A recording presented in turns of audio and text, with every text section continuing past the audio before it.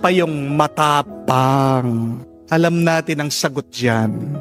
Una, dahil defensive sila.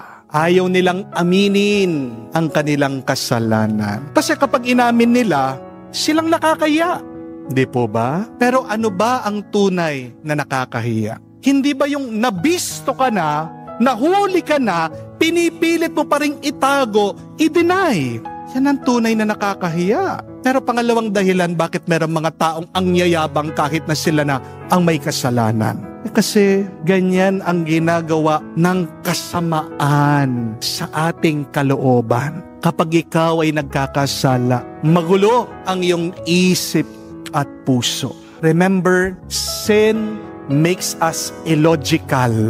No matter how much you try to understand the sinful person, you cannot. Because sin destroys order, peace, and beauty.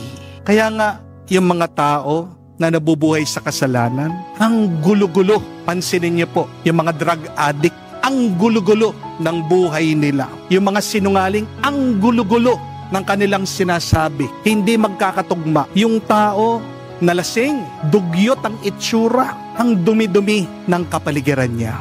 The man who lives in sin lives in disharmony. Disharmony, ibig po sabihin, walang kaayusan. Kaya nga, ang mga taong nagkakasala, ang tawag natin sa kanila ay baluktot ang kanilang pamumuhay. Tingnan niyo ang kanilang isip, hindi matuwid. Baluktot. Pagpasensya niyo na po, ang mga taong nagkakasala, do not expect order from them.